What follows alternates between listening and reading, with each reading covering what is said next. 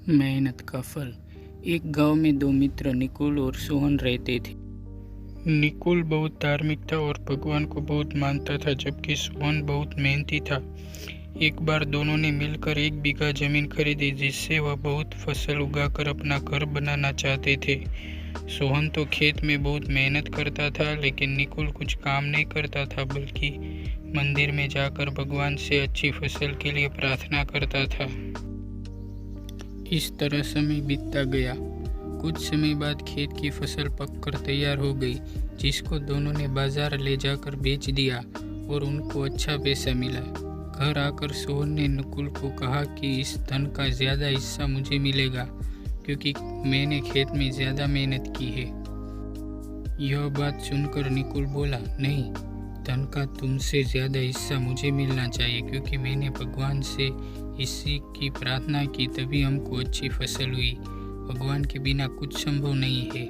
जब वह दोनों इस बात को आपस में नहीं सुलझा सके, तो धन के बंटवारे के लिए दोनों गांव के मुखिया के पास पहुंचे। मुखिया ने दोनों की सारी बात सुनकर उन दोनों को एक बोरा चावल का दे दिया, जिसमें कंकड़ मिले हुए थे। मुखिया ने कहा कि कल सुबह तक तुम दोनों को इसमें से चावल और कंकड़ अलग करके लाने हैं, तब मैं निर्णय करूंगा कि इस धन का ज़्यादा हिस्सा किसको मिलना चाहिए। दोनों चावल की बोरी लेकर अपने घर चले गए। सोहन ने रात भर जागकर चावल और कंकड़ को अलग किया, लेकिन नकुल चावल की बोरी को लेकर मंदिर में गया और भगवान से चावल में से कंकड़ अलग करने की प्रार्थना की। अगले दिन सुबह सोहन जितने चावल और कंकड़ अलग कर सका, उसको ले जाकर मुखिया के पास गया, जिसे देखकर मुखिया खुश हुआ। निकुल वैसी की वैसी बोरी ले जाकर मुखिया के पास गया। मुखिया ने निकुल को कहा कि दिखाओ तुमने कितने चावल साफ किए हैं। नकुल ने कहा, मुझे भगवान पर पूरा भरोसा है कि सारे चावल साफ हो गए होंगे। जब बोरी को खोला गया तो चावल और कंकड़ वैसे के वैसे ही थे। जमींदार ने नकुल को कहा कि भगवान भी तभी सहायता करते हैं जब तुम मेहनत करते हो। जमींदार ने धन का ज़्यादा हिस्सा सोहन को दिया।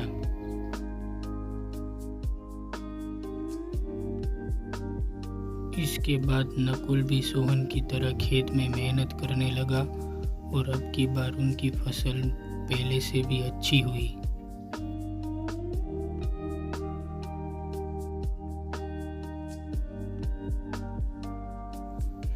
इस कहानी से हमें यह सीख मिलती है कि हमें कभी भी भगवान के भरोसे नहीं बैठना चाहिए। हमें सफलता प्राप्त करने के लिए मेहनत करनी चाहिए।